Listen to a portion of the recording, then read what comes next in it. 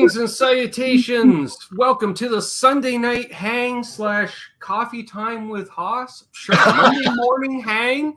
I'm your host, Ben. Please like and subscribe if you haven't already. And we have normally co-host on the Canucks show, but also co-hosting tonight, Bent Tom himself. Woo! So busy night. And of course, we want to welcome the one and only, our brother from down under, Haas himself, Simon Hosford. Welcome to the hang. Thank you, gentlemen. Thank you. It's a pleasure to be here, of course. Oh, man, this is going to be fun. You know, we've been talking back and forth through the Instagrams there the last while. And That's right. you know, I'm just like, I've been meaning to invite you on a month ago, but I didn't want to seem too eager. I didn't want to be that guy. You know, I had to play it cool, let it hang just a bit, you know, and then I saw, oh, look at that. He's coming up on Andrew's show. Well, you know what? Let's book him on this one. So I'm happy you said yes. And wow, we've already got quite the crowd in here. I'm going to quickly go through roll call because if I don't do it now, we might not be able to. We've got my partner in crime on the road trip from yesterday. More on that on Wednesday. Absolute mayhem in the chat. We have Blackjack Guitar. My knees hurt. Dan of New Jersey. Gear Junkie 35. John ZD351. A.k.a. fellow Melbourne lurker. That's right. Melbourne. Yeah. And he remembers you from back in the day. I remember him talking about that in the chat one night. That's right. We did. You were playing this band at this time. You're like, yes. Yeah, that was 1993. Wow. That was awesome. Tech 64's here. Symmetry. Let's see. Janice Lala's here. The Feel Button. Thomas Santiago. BC Rich 581 got referenced in yesterday's video. Something very cool that he'll dig is shown in the video. James Sterrett. Welcome back, my friend. Terry's 3Gs. Hey, Terry. And me. And co-host of Canucks Guitars as well. Hip Metalworks, the one and only Tinkerbell, unbelievable, is here. So many questions for Haas the Boss, he says. Awesome. We've got Martin in the chat, L&M Guitar Corner, late night in Austria. Awesome, glad you're up for it. Tim Thomas, Charles 75N, other left. Ian Nunez. Let's see here. JP Page 2, some guy named Ben Coombs, never heard of him. Nope. Mark So's Images, House of Twang. Let's see. John Duchesne's here. Mojo67. Magic Man. Mike Jones. Martin Lemaire. There's the M's. Vin's RJ. And I did see earlier here. Lawrence, thank you very much for the super sticker before we even started. Appreciate it. He says, I like Sundays. Thank you all for the guitarness. Coffee, green, and guitar talk is great. All the while I missed my amps and guitars. Well, hopefully you'll get them back soon. We'll get back to them soon. Ken Singleton's here. Fruitcake Tony, Floop-de-Doo, Jamal, Eddie Van Haskell. Well, Jeff K's here. And yeah, we'll get that question out of the way. How was dinner? I did pierogies tonight, and they were quite good. Sounds good. Floop-de-Doo says, I love the smell of solder. Or solder. James Pava. I saw Lawrence Petros, too, somewhere. Was Lawrence in here? Lawrence, yeah. Awesome. Sir Lawrence of the Tone. There he is. Chris from Coburg. Got to meet him last week. Road trip video on the channel. We got our good friend and winder of some serious tone. Pariah Pickups. Welcome to my chat, my friend. Oh, yeah. Yes, definitely. Great I think there's a Pasadena Black in my future. I'm just saying. Yeah. And Charles. I got something to say about that. The Cascade Fund.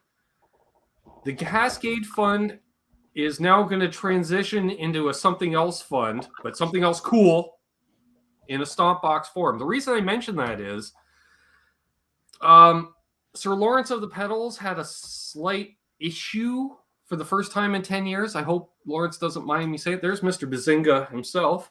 See, Quentin, I'm wearing your shirt.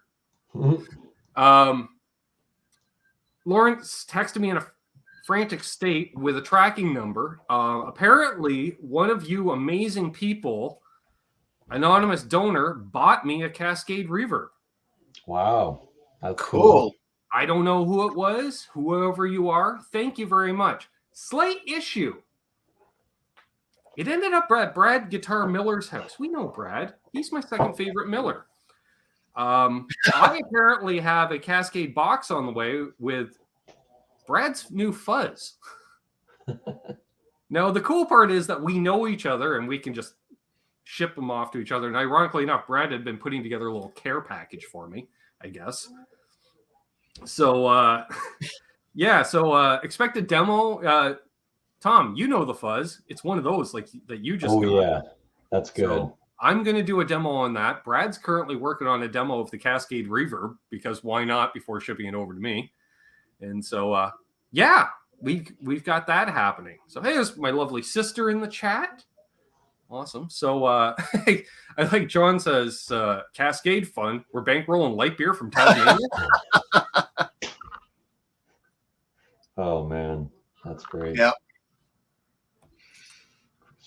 Yes, unbelievable. A fuzz, apparently. Let's see here. Somebody had asked the snack. What kind of snacks did I get? Mike Jones. When I was up at Millstone bread in lovely Coburg.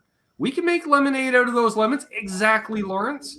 I'll hold back on the fuzz release until I know when I'm allowed to release it. I didn't name it because I can't remember the name, but that's okay. What did we get? We got a quiche. We've got a chicken pot pie. We got one of the best loaves of sourdough I've ever had in my life. Amazing. Cool. What else did we get? We got some cookies that were done just right. A variety of cookies. They were nice. Some cinnamon buns. They were quite tasty. A carrot cake. I thought it was cheesecake in the video. Chris needs to work on the handwriting because apparently his A's look like I was all waiting for cheesecake and I into carrot cake and I went, that's not. It was good.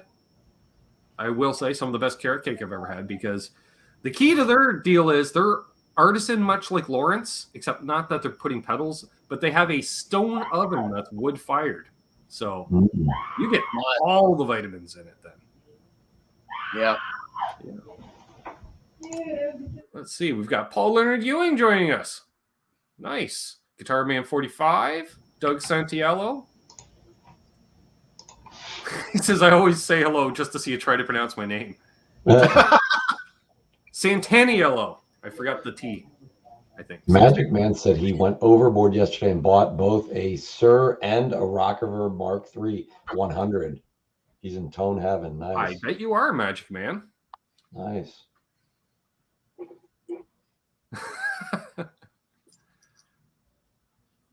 Chris says, next time, Ben, next time. You know what? Next time, I was eyeing up those lemon squares. I'm going to get some lemon squares. I got a soft spot for them. Hey, Sam says, hey, from Whittier, California, where the people are Whittier. Maybe it's Whittier. I don't know. Maybe they're just Whittier. I like it. That was witty. I enjoyed that. Chris says his brain was overheating on Wednesday. Yeah, but I turned the wrong way. So there we are. So does anyone have any questions for our esteemed guest panel even? That would be great. Just wondering. Simon, question for you. You did a stint with Tina Turner. Yeah, not in her band, unfortunately, but in a band that was supporting her on her 3-month tour around Europe. And it was part of her last world tour called 24/7. So I think it was about maybe 2000, something like that. Okay. But yeah, I was playing in an Australian band that had some big hit singles at the time and were on the way up, and they were the same record company. So we kind of lucked our way into getting the support for the 3 months around Europe, and it was great. So it was us and John Fogerty doing all the Creedence stuff, and I believe it was the first time he was allowed to sing the Creedence songs because of issues with legal stuff and other members of the band. And then Tina Turner, of course, and that was pretty amazing. And it was what was amazing mostly is that, I mean, she was, I think, about 65 or something at the time, and she was doing like a 2-hour, 10-minute show in stiletto heels and, lying across the top of the piano and doing that thing.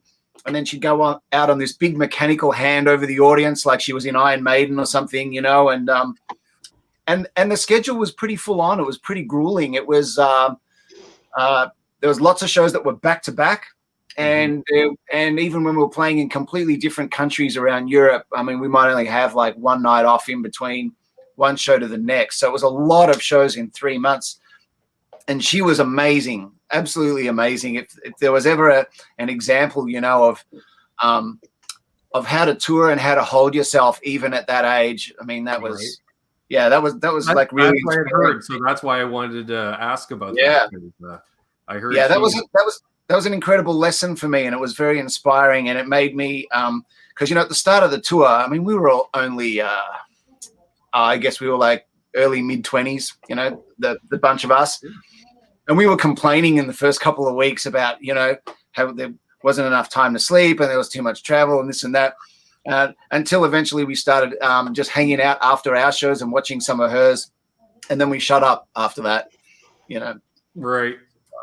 I guess. But it was a really fun tour. It was really great. And we were doing the touring coach thing. I mean, she and her band, and I don't know about her crew, but maybe some of them, were flying around in a 747, and we were trying to catch up in the bus. So it was pretty hectic, but it was fun. No doubt. Awesome. Very cool. Yeah, really cool. James picked up a barely played SE Standard 24 off Reverb. Good deal, but the setup was whack. Nothing wrong with that. Setups are easy enough. Let's see here. Robbie Johnston. Hello. He says, Simon, your Van Halen playthrough of their first album was awesome.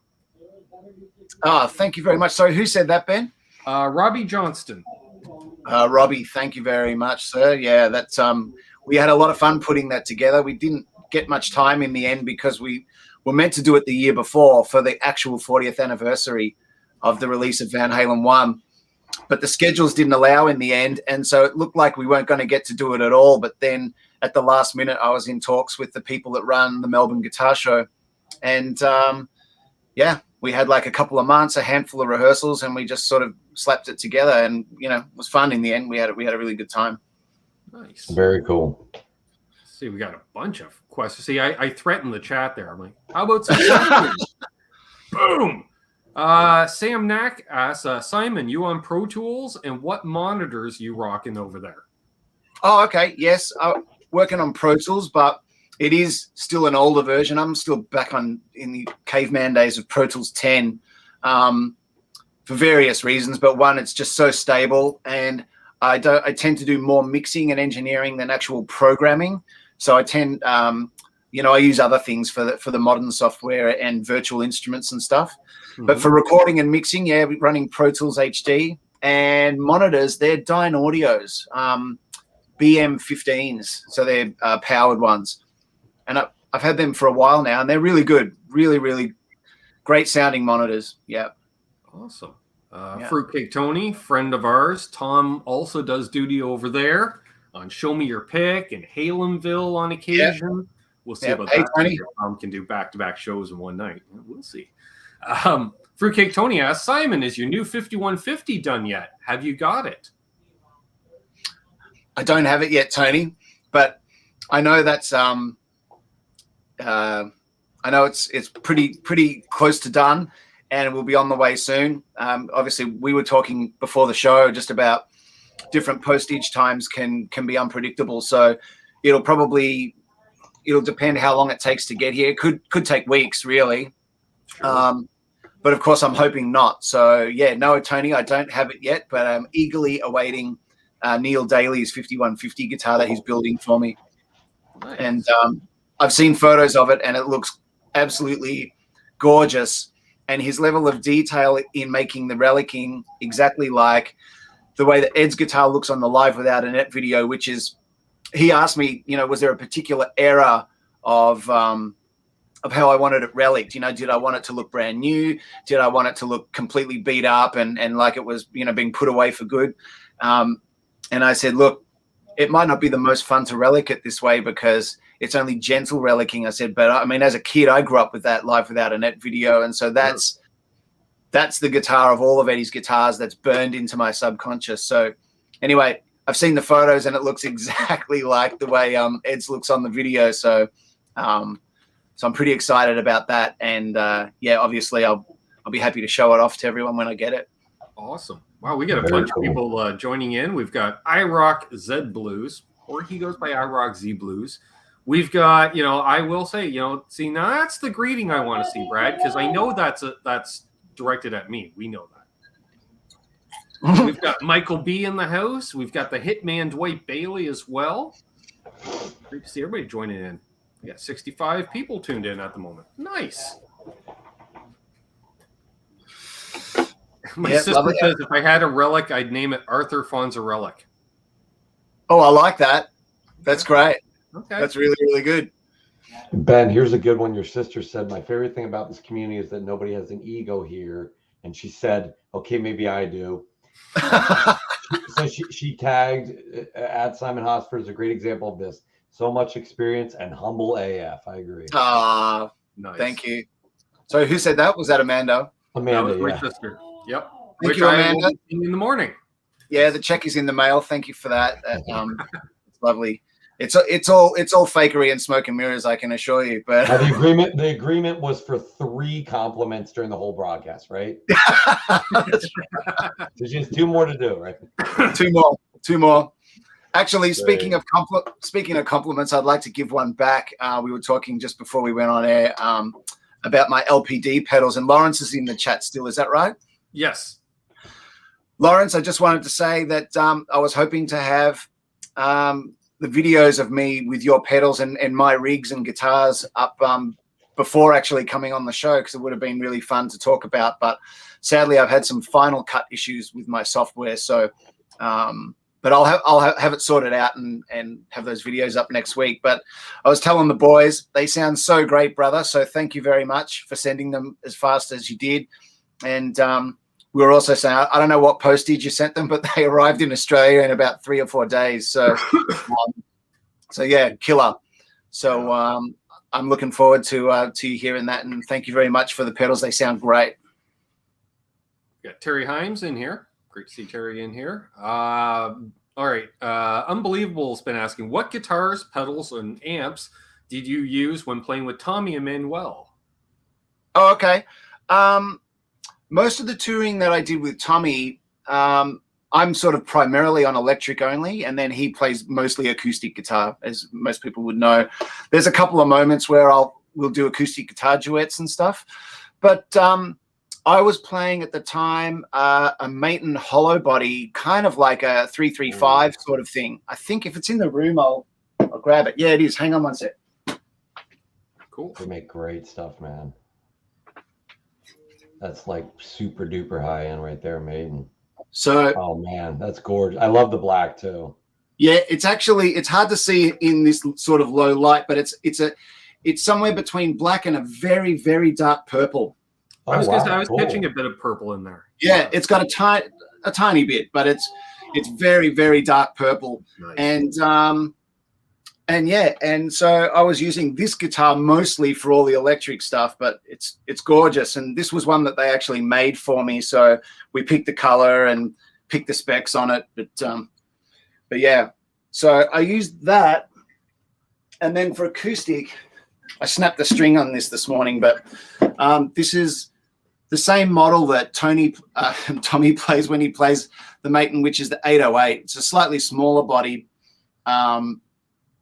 And so it has, it tends to be not quite as hi-fi and bottom-endy and trebly as some acoustic guitars. It's got a really natural, pokey mid-range, which is great for cutting through live and especially through a PA and stuff, and especially for finger picking, of course, But this is one that he gave to me after the first tour I did with him in '94, and I've had it ever since. And this has been my sort of road dog and recording dog, but that's a killer acoustic, that one. And then as far as amp and pedals, we were using backline Fender Deluxes. Blues Deluxe. So I was using a pair of those, which yep, there it is. Cool. And they're great backline amps, those things. They're just super reliable. You can pick them up in different countries, and I mean, unless you accidentally get one that hasn't been, looked after and sort of that one. I realize I really need to get my service. I use it for product demos, and I'm thinking, man, you figure 100 rehearsals, 100 gigs left on for days at a time. Yeah. And I've had it for years. Yeah, Yeah. done nothing. I've been thinking about changing tubes in it. That's the first step. It's just I'll be right. Does it sound like it needs the tubes replaced, or does it sound all right? The sound has changed a bit. It's a little more mid-focused, and it seems it's lost a bit of its wideness. The bright switch, I don't know if it's on the bright channel or not, because the light burnt out 4 years ago. It only briefly comes on when you turn it off, when everything decides to light up for a brief second. I will say about those amps, I've owned a couple of them now, and of course I've used them heaps when touring. Those lights never work. So don't rely on the lights. Yeah. I don't know. And I don't know why that is. I mean, I guess they're connected to something that, I don't know, but not on any of those I've ever played does the light work properly. It's flickering or it's off, Right. And it's like, is it bright? It's more bright and brighter, I find those amps anyways. And I remember I was complaining about it at a gig. I'm like, I can't tell if I'm on the bright channel. And Richie, my guitar player, goes, dude, you already have a shrill tone with your telly. You don't need the bright channel. Just leave it alone. All right, fine. Yeah, but they're great amps, and especially for backline. So I was using a pair of those in stereo, and then a reasonably basic pedal board that had I think 3 different distortions. So really what I was doing is using the 3 different ones as different levels of step up, gain, and volume. So I'd have I'd run the Fenders pretty clean, and then have one pedal that was like almost just to give it a bit of fur, if you know what I mean, a bit of grit, and to make it sound like the amp was overdriving, but without doing it from the amp, and then I'd have more like a rhythm distortion, which was sort of like a mid-gain kind of like Malcolm Young, but a bit more, somewhere a bit more than that. Sure. And then I had my like full solo sound, which was a pretty smooth, gainy thing. And I can't remember. I think I used for that. I think I might have used a Wampler Plextortion for that, for the solo sound, which I used to really like. And I think for the gritty sort of slightly furry sound, I think I used an RC booster. You guys familiar with those? Yeah. Made by Exotic. Yeah, made by Exotic, I think. Yep.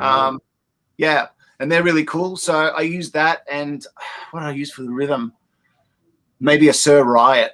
I can't remember exactly, but maybe that. And then apart from that, I really just had a chorus pedal, which was an old Voodoo Labs that I don't think they make anymore, but basically a CE1 kind of a thing. Right. Yeah. And a stereo delay, which I was using at the time, the Eventide Time Factor. Okay. And that's it. That was all. So it was really a stereo delay, the chorus pedal, and 3 different levels of gain in the front of the 2 Fenders. And that was, it was good. It was small enough. The pedal board was small enough to carry around, but big enough that I could have everything I needed on it for that tour, Mm-hmm. Yeah. Awesome. So that was it. Yeah. It was cool. We've got multiple requests here, not one, but multiple, asking what your rig was for the Van Halen playthrough. Oh, okay. You cannot be detailed enough, apparently. Well, he played into a Helix into the board. That was no. So number 4. What did you say, Ben? Helix into the board? Just T6 directly into the board. Preset number 4. Yeah. Well, actually, believe it or not, you're not that far from the truth. What that was on that show was I was using a Kemper with some sounds from a guy called Top Jimmy, who makes incredible profiles, and he's got he's got a pack called the Brown Sound, or the Brown Pack, I think, which is his recreation of all the early Eddie stuff. And so what I was doing live, I was running, front of house was taking the direct out from the Kemper, but it was also taking my mic'd up Marshall box, which I had on stage, because I didn't want to, for that kind of gig, I didn't want to have it coming straight out of the foldback. That was just, and then if the foldback wedge sounds crap, then all of a sudden your whole guitar sound is sort of anemic and terrible, and that's happened to me every now and again. I'll do a tour where it's just more convenient to use a modeler because you need like a billion different sounds for that artist. And I've just learned that if you're at unless you're touring with the same monitor rig, which, you know, sometimes you do, sometimes you don't. But if you're picking up rental PA in each different venue, it's impossible because your guitar sounds different in every place, and sometimes it just sounds bad, really bad. Like if you've got a bad wedge, forget it. And so my solution to that with the Melbourne Guitar Show, and we didn't really get a sound check because it's one of those expo things, and that's the nature of the beast at those things where there's so many bands on the one day. But so I had my vintage Marshall Plexi there, which I did have an effects loop put in. So I was running the Kemper direct into the front of house PA, but I was running a direct out into the back of my Plexi. So I was really using it kind of as a preamp, if you like, into the power stage of my Plexi and then into my vintage quad. So that was my on stage sound for that. And then front of house, what he was doing was using a combination of the two. I think he was blending out the front. So he had some direct if he needed it, and he also had some 57 on the cabinet. Nice. But the sound on the video that I ended up mixing, I thought, of course, I was going to only end up using the 57 mic on the box when I did the mix for the video. And I just couldn't get it because of phasing issues. I just couldn't get it to sound good with the Kemper Direct sound. So I ended up ditching the mic. So the sound on the video is just the Kemper Direct. And I think, you know, for considering it's direct, it came out pretty good. You know, I used a couple of just simple engineer tricks just to make it sound a bit roomy, you know, like a really, really short ambient delay. But really only to simulate the sound that a mic would pick up in the room. So I didn't really do anything sort of much to it. But and that was it. And then I just had so it was the Top Jimmy sounds in the Kemper, and then I had a Phase 90 on the floor, and I had the Strymon El Capistan, which is what I used for that Echoplex kind of quick sort of 300 milliseconds slap. Mm-hmm. And it's also what I used at the end of Eruption. I just cranked the level and the rate for that. Just to do that Univox EC80 thing where Yeah. So so to get that effect at the end of Eruption, that was just the Strymon El Capistan. Cool. Yeah. So it was a pretty simple rig in the end. So it was really just the Kemper and the Phase 90 and the Strymon, and that was pretty much the rig. And the guitar I used is just I've sort of messed with it a bit now, but at the time it was just an off-the-shelf Fender Player Series. So it was one of those, I guess you'd call it mid-priced. Like I think it's probably around $800 or $900 US, something like that retail. Yep. And it comes with the humbucker and it comes with the Floyd. And I just used what came with the guitar. I just put some black tape on it, and that was it. Wow. Nice. Very cool. Hey, Laz. Good to see Laz in here. And who else I see in here? T. Ricky. Stephen Douglas said he just finished mowing his lawn in the dark. Oh, I've done that. Cool. I can't do that. The headlights don't work on my mower. Well, I just come out the next day and I miss a couple spots, you know. No, that was Friday for me. I mowed the lawn Friday morning because it was the first morning where it wasn't 85, 90 degrees by 10 in the morning. Well, hey, Larry Mitchell. Great to see Larry in the chat. Speaking of quality players, Larry Mitchell. Check him out, folks. Half Ace is here. Definitely. Nice to see you, Larry. Nice. Hey, Simon. I still haven't checked it out, Simon. I've been pretty busy the last few days. Well, I was out of town most of yesterday. Whew, many good guitars. I got to ask you a quick, Haas. Like, as far as television, because I watch a lot of like Australian and British TV. So what kind of stuff are you into? Is there anything either internationally or just domestic that you really are into or that you really hate? Because I know there's certain things that are like, there's some Australian comedy series that are very polarizing. I know people either like a Chris Lilly or something. People either like love or hate it. You know what I mean? So what are you into? Like when you're not, when you just have like 18 hours of guitar and you're like, I just need to like just do something else. You know, if you're watching something on TV or whatever. Yeah, I know what you mean.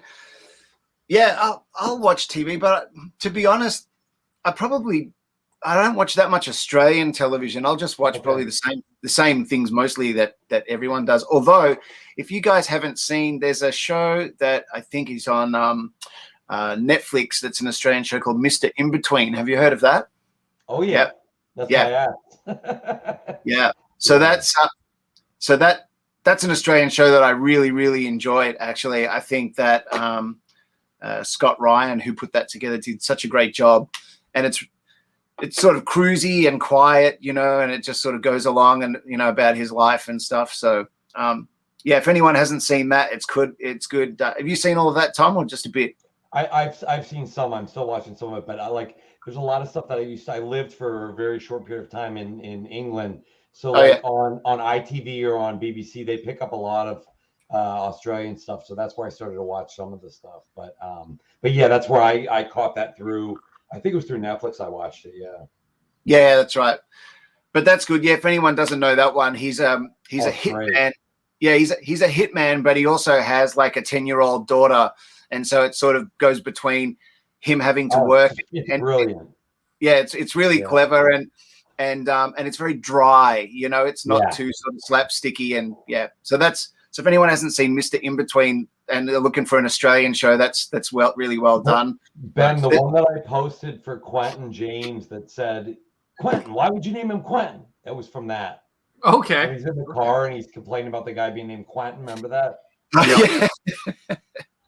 Wow, we get it. Martin's headed out. See you, L&M Guitar Corner. Okay, late night in Austria. I get it, my friend. Quick, and then I got to drop her off at school. Like, you know, it's great.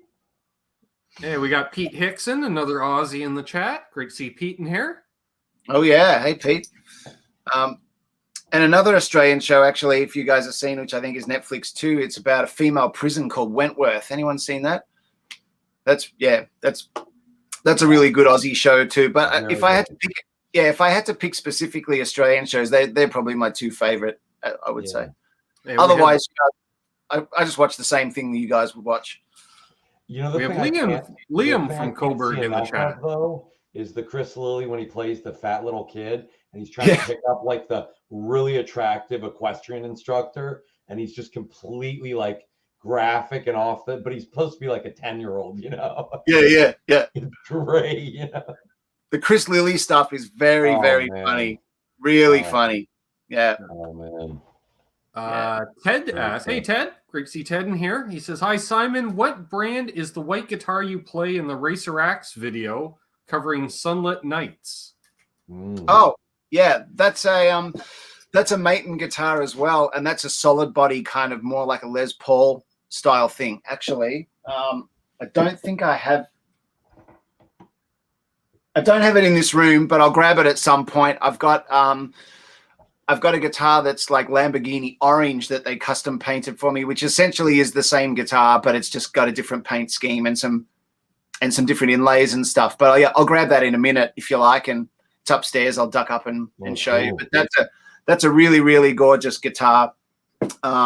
I mean, Maton are more known for making their acoustics, but man, they make some gorgeous electrics too. So, you know, I'm really proud to have played some of those over the years. They're killer. So that's what I used in that. Yeah, and Maton are actually based here in Melbourne.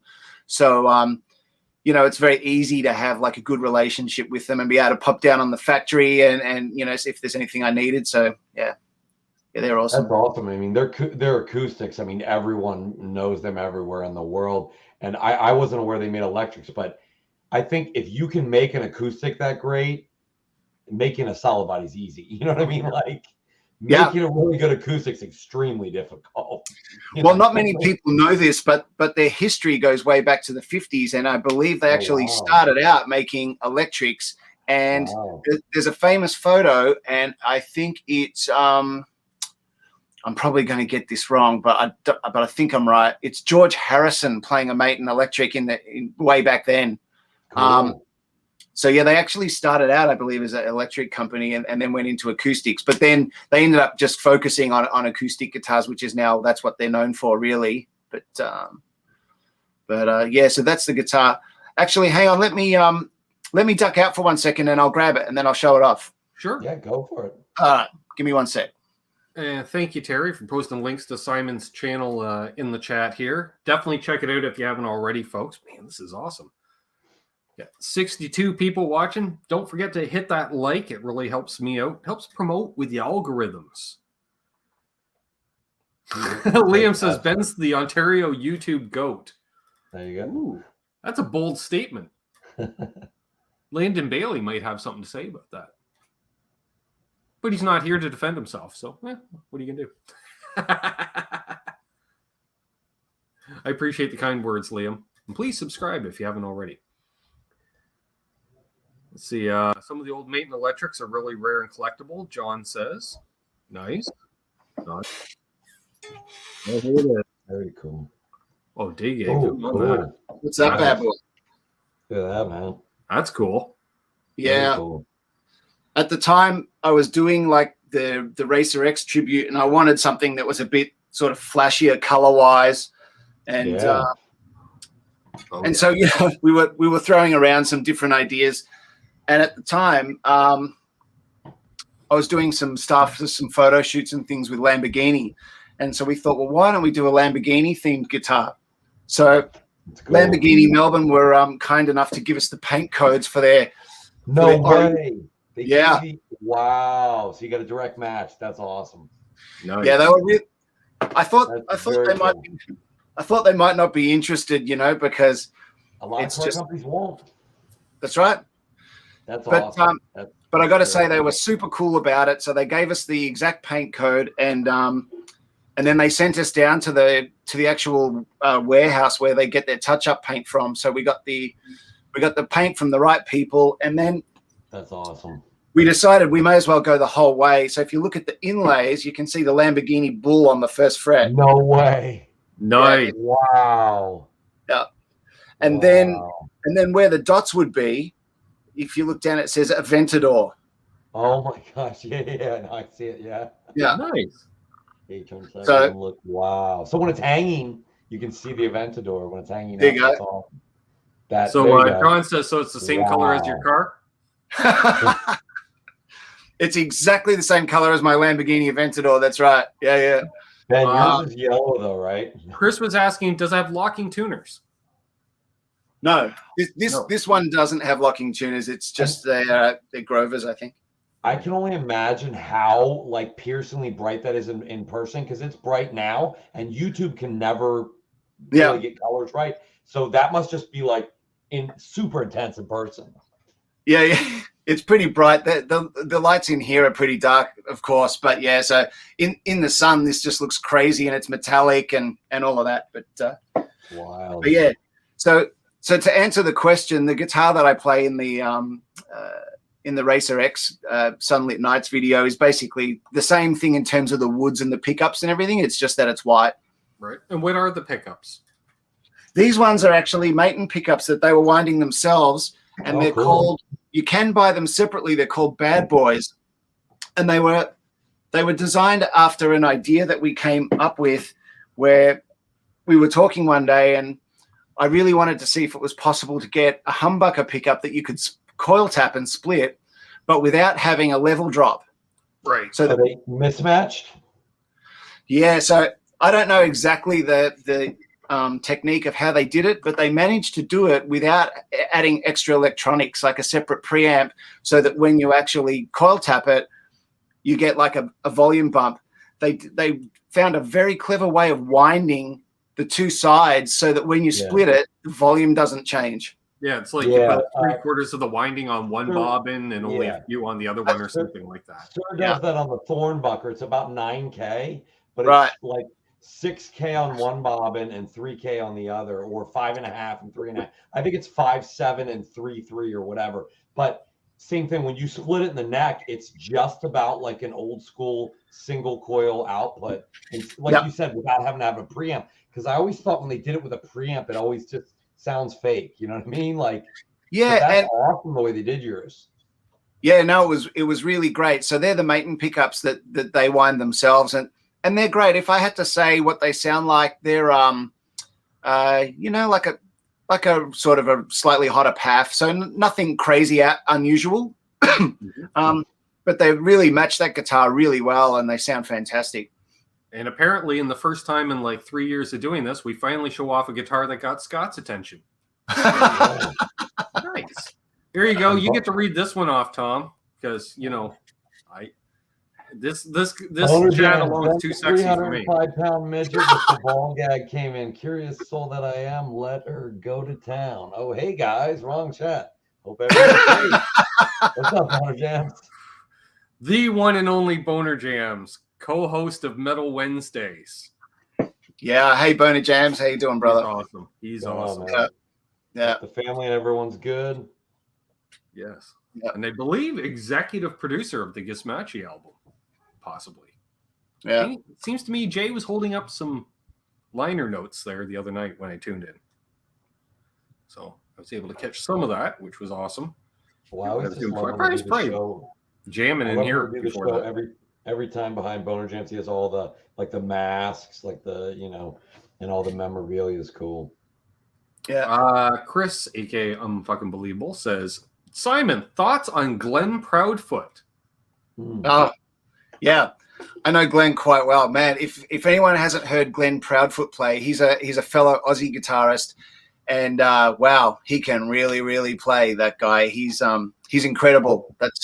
I couldn't think of enough words to say. I mean, he can rip and shred like nothing else. I mean, sometimes I've bumped into him lots of times over the years, and sometimes we'll even be at a music store or something together, like plugging into an amp, and I would just not play after he's played. There's no point, So yeah, if anyone hasn't come across him, look up Glenn Proudfoot, and you will be very, very impressed. Well, someone told me, they said England has Guthrie Govan and Australia has Glenn Proudfoot. That's what someone told me once. Like, you don't want to play after either of them, Yeah, I wouldn't want to play after Guthrie Govan either.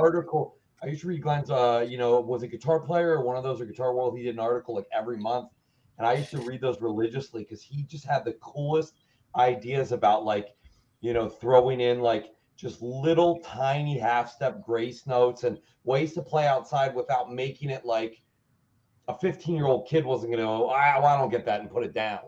He made it digestible, but it was some more high-level stuff. I thought that was very cool. But he explained it in a way that was understandable to someone even if they didn't know a lot of theory, Yeah, that's what I love about him too. It's musical and it's thoughtful and it's a little bit left of center. Like, his phrasing isn't always what you would expect, and but he's able to explain it in a way that is also sort of really simple and approachable. And right. Man, he's awesome. He's such a great ambassador for modern electric guitar. Yeah, very true. Yeah, so a few people were saying great modern player. Yeah. Oh, and who asked? Somebody asked. What was it? There you go. Magic Man, what am I smoking tonight? 24K Gold. That's my usual on-air saxophone read of choice. Hit Metalworks is asking about Brett Garced. Oh, Brett Garced is a guitarist. I mean, he's done lots of stuff since, but he began playing with an Australian singer called John Farnham, who is sort of one of Australia's big recording artists and touring artists. Mm-hmm. In fact, I heard that when Toto first parted ways with Bobby Kimball, they actually asked John to be the new lead singer back in the day. Oh, wow. Yeah. And he ended up turning it down because just at that time, his solo career here in Australia was sort of taking off. But Brett Garced started playing guitar for him, and that was where I first saw Brett.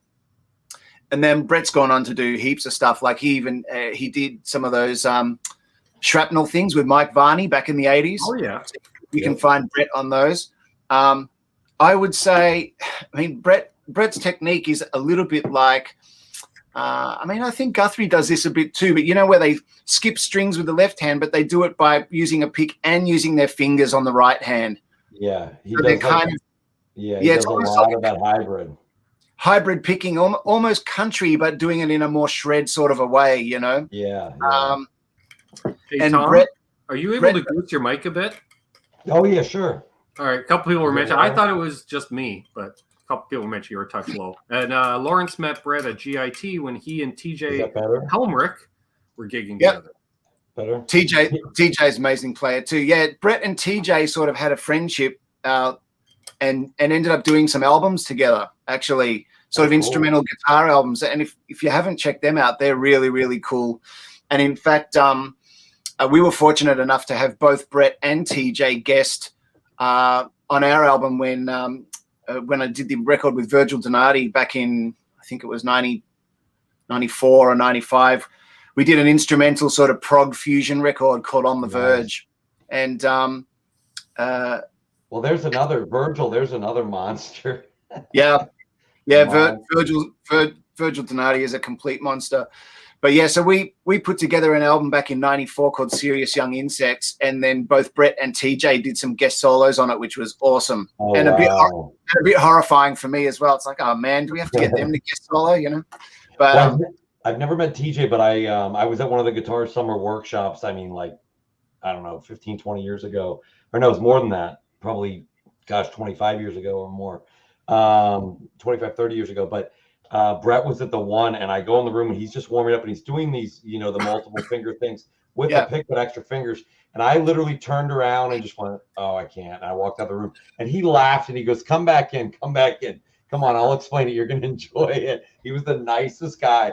But we were all just like sitting there like, because normally, you get guitar players at a clinic and they end up like noodling, and they're like, dude, you're being rude. Put your guitar down. We just all had our guitars down. And we're just like, yeah. But it was awesome because, I guess he was used to that, like, people would be overwhelmed and not see what he was doing, especially this was at the very early stages of the internet. So yeah. You hadn't seen a lot of this kind of stuff in person, or I hadn't, everyone hadn't. So he was awesome, though. He had this thing for everyone in the class, like 30 of us. It must have been 40 or 50 pages. He got Xerox, and he goes, basically everything I went over in this hour and a half, it's all in here. So if you missed anything, and meticulous. He had everything written out, right. I mean, like doing it in multiple keys and showing you 3 examples of each. And I'm like, wow, this guy's like not only phenomenal, but he has his game together too, Yeah. Very cool. Very cool. Very Dan, cool. the Basement Guitar Superstar, had a question. He wanted to know, Simon, if you've ever hung out or collaborated with Daniel Johns from Silverchair. No, we haven't collaborated. We've spoken over the years in little bits and pieces about doing some things together, but not for a while. But no, we didn't get the opportunity, unfortunately. But I know him, of course. But yeah, no, we never got to work together. But and before we move on from Brett Garcia too, it just popped into my head. For anyone that is curious and just would like to hear a snippet to get an idea of, oh, okay, that's how Brett plays.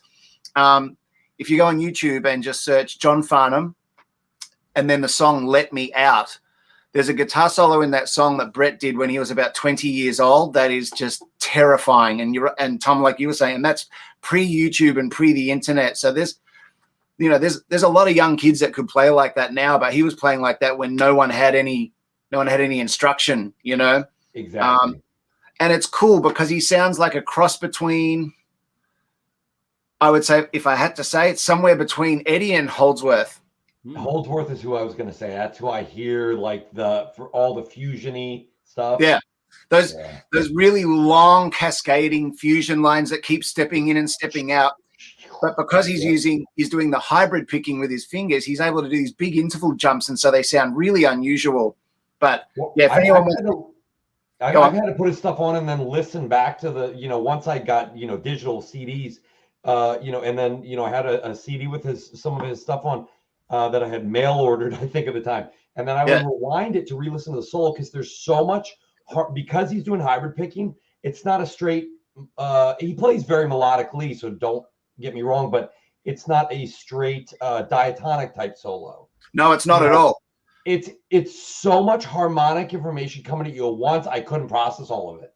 Yep. Because it's fast, but it's not garbage. It's not like, it's not from one note 2 octaves up on the same scale, which once your brain hears that you've been playing guitar long enough, you just go, oh, he's playing up the scale. No, it's all this harmonic information. I was like, whoa. No, you're exactly right. You've got these really, you've got these lines that are blisteringly fast, but actually if you slow them down to learn them, they're so super beautiful and musical, even slow, you know.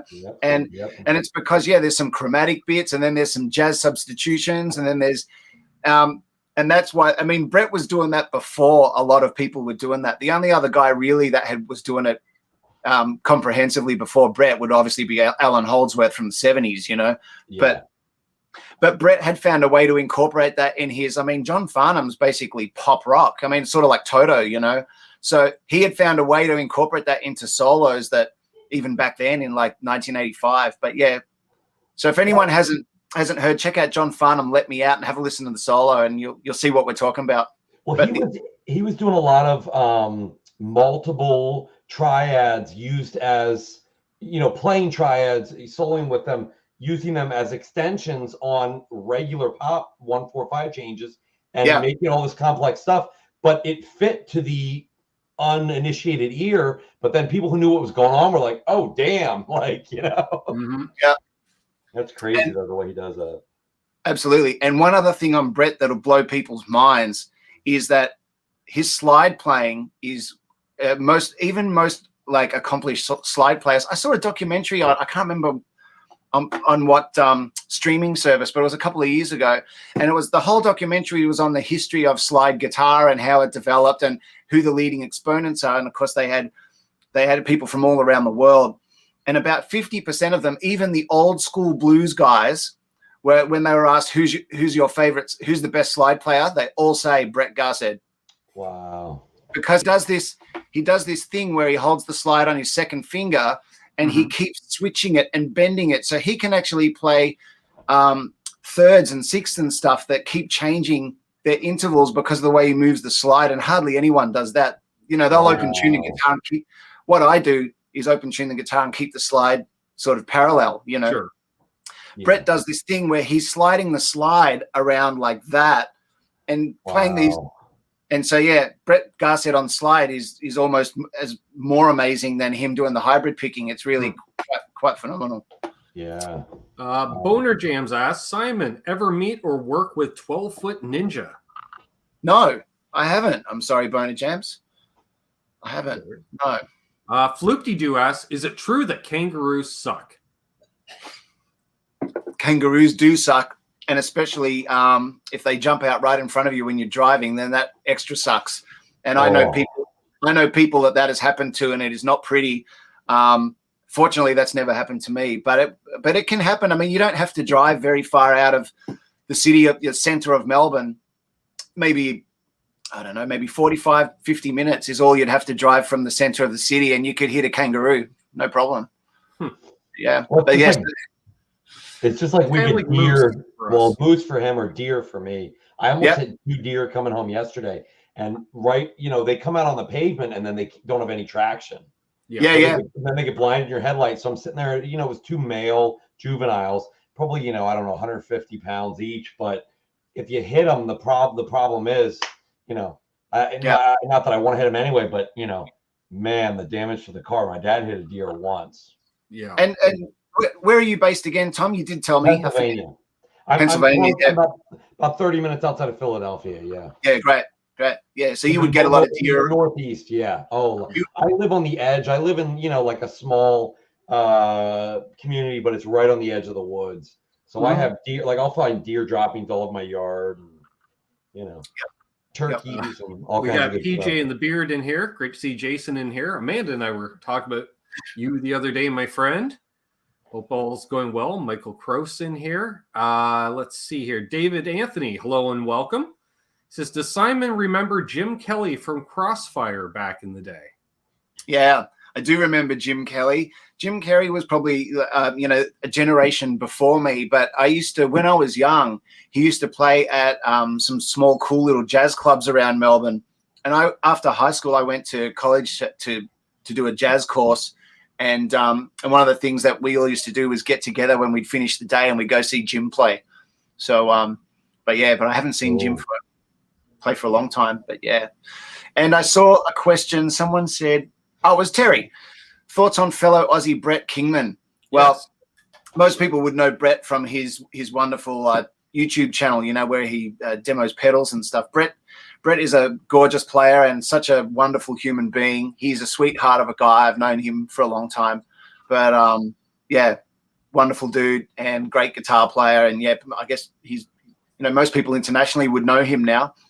Sure. Yeah, for sure. He And, was I see a bunch of it ironically floating through the chat. We'll just say thoughts on In Excess.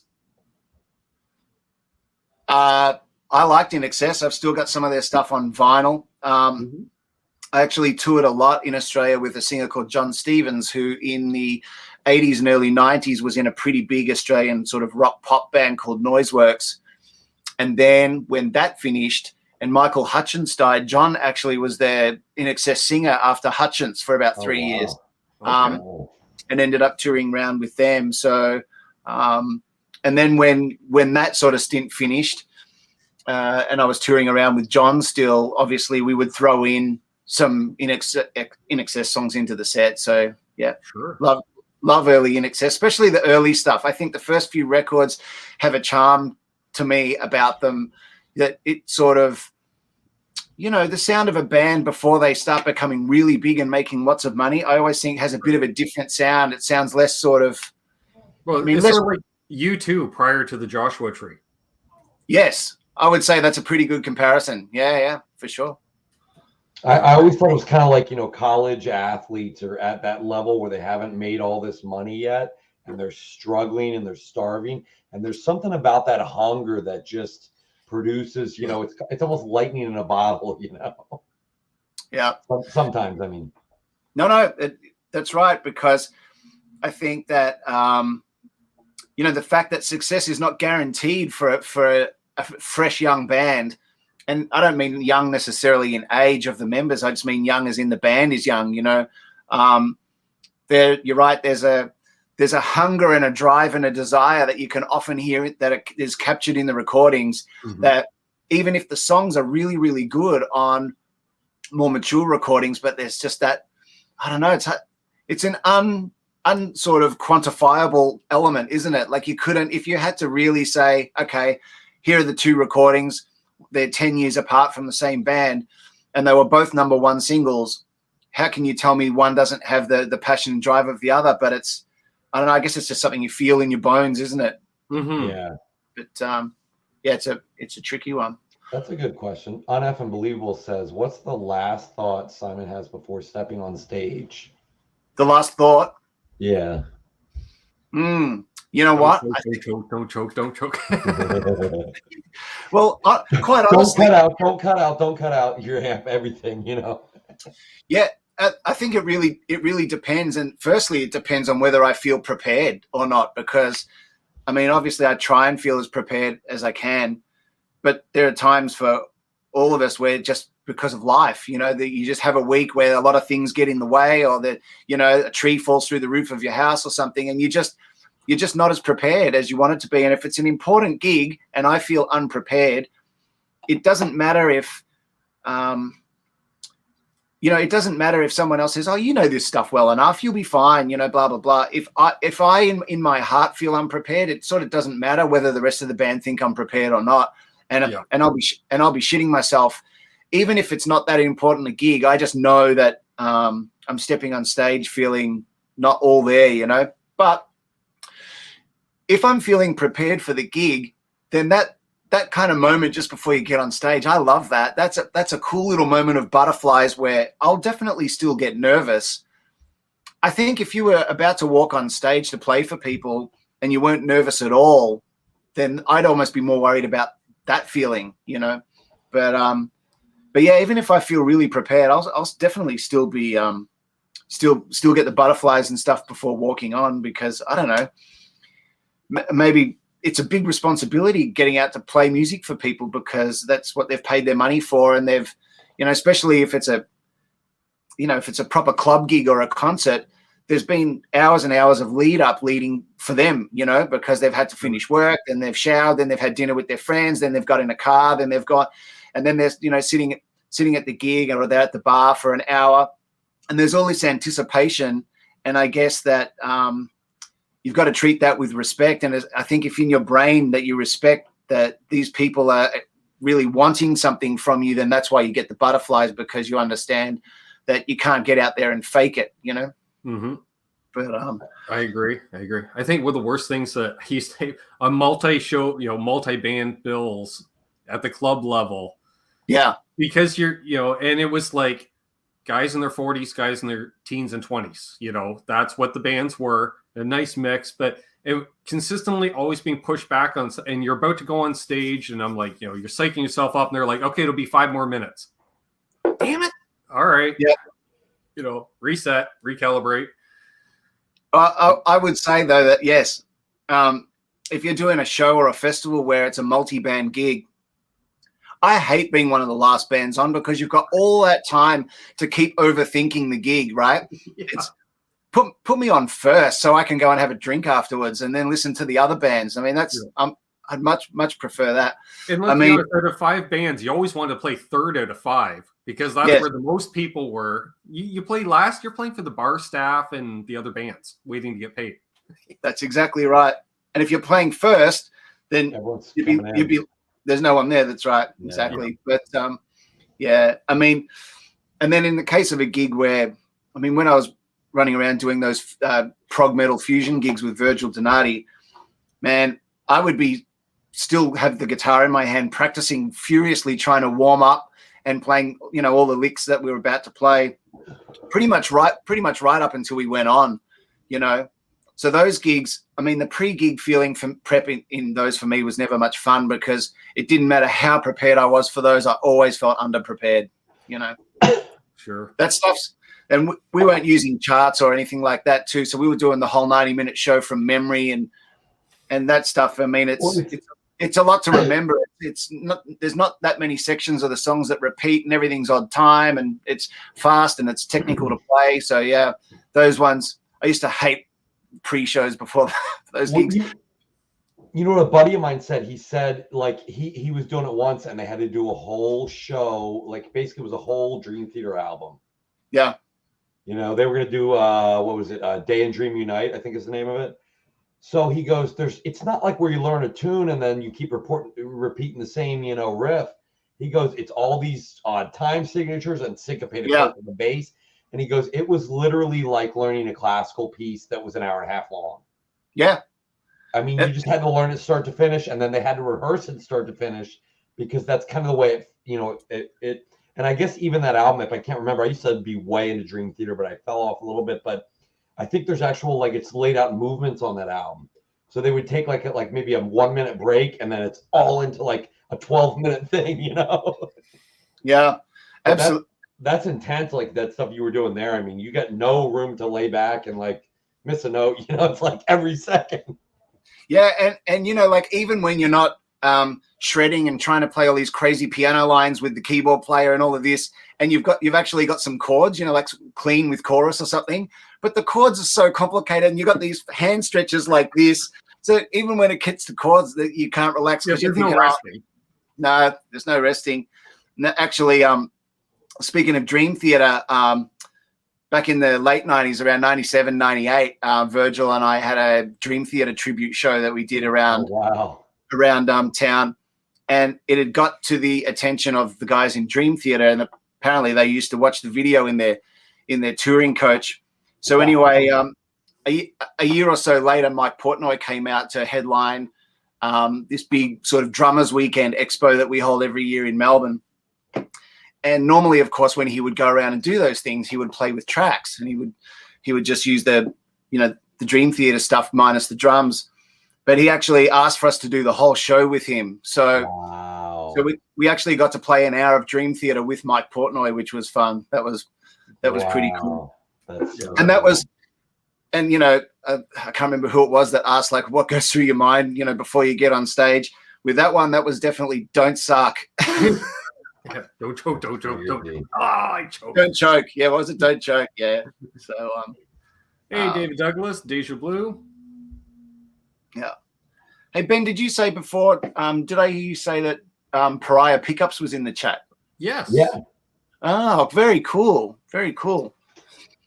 I don't know if I'm assuming that might be Sean then, but man, thank you, Sean. Those pickups are absolutely incredible. Uneffing Believable asks, he wants to know, Haas, what was your worst live train wreck? His was starting to play Stairway in the middle of Spirit of the Radio. That's a good one. Man, I think, hang on, let me just close that door for a minute. Hang on one sec. The daylight's getting in, Tom. We can't have the daylight getting in. It won't feel like a Sunday night hang for you guys. Yeah, good to see my former roadie. Well, I guess still technically, if I start gigging again, roadie Mark Taft in the chat. Well, I've got a couple of good stories about how was the question worded exactly again? All I remember is apparently he broke into Stairway in the middle of Spirit of the Radio. So gig fails, right? Yeah, apparently. Yeah. Worst live train wreck was the worst live train wreck. Okay. One that comes, I mean, there's probably lots really, but one that first comes to mind is we had a variety entertainment live TV show here in the 80s and 90s called Hey Hey It's Saturday, which used to be live for a couple of hours every Saturday, and they had a house band, so it was not really unlike Letterman or one of those kind of things, you know. Anyway, when I was 18, I was having some guitar lessons from the guitarist in the house band, Simon Patterson, and then he had to go on tour. So I was only 19 and I'd never done any live TV before, but he said, look, you'll be fine, you know, so are you happy to sit in for me while I'm on tour and do this live TV show? Which I thought was fantastic because as a kid, of course, I grew up watching it. And so I said yes. And on the very, very first night, I was using a guitar with a floating Floyd Rose. And then the host of the show came over in one of the ad breaks and said, hey, you're new, right? And I was like, yeah, I'm just sitting in, you know, for a little while. And he said, well, let's do a feature for you. You know, we'll come out of the ad break and the cameras will be on you. What do you want to play? And so the MD of the band said, well, what about something like Layla? You know, something that the band just knows and we can just rip into it. So I was like, okay, let's do that. So anyway, we come out of the ad break. And of course, I've got my parents watching and they've told all the relatives, you know, Simon's going to be on TV, you know, all of this. And so we rip into Layla, and I think about 3 weeks in, I pop my E string. And of course, because it's a floating bridge, the whole guitar went out of tune. So I'm pink, and then the whole thing was just me, and it's got me right on the camera going, fuck. And then me grabbing the bar and trying desperately to adjust the tuning of each string as I'm playing the different strings. And of course, it was horrible. I mean, it was just one of those moments where you just want to go, well, that's the end of my career, you know? So yeah. Note to self, if playing on the telly, folks, take a hardtail. Yeah, it's actually what I did I did a bunch of TV kind of gigs and shows that were live after that. And I always played with a hardtail because it's just not worth the grief if you snap a string on a floating bridge on live TV because there's not even enough time to change over the guitar, you know? So that was a pretty good train wreck. Well, shout out. We got Jay, 7 over 8 in the chat. Hey, Jay. Great to see Jay in here. Yeah, I would say, yeah.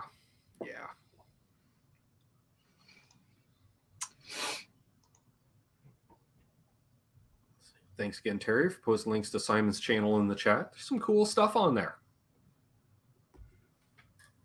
I'm just saying. So I binge watched here and there. I'm curious, Haas, other than obviously the Van Halen, what were like your biggest influences, whether guitar or otherwise, just musically growing up? Like what was really, you know, did it for you, like starting out and then as you got older? I'm curious.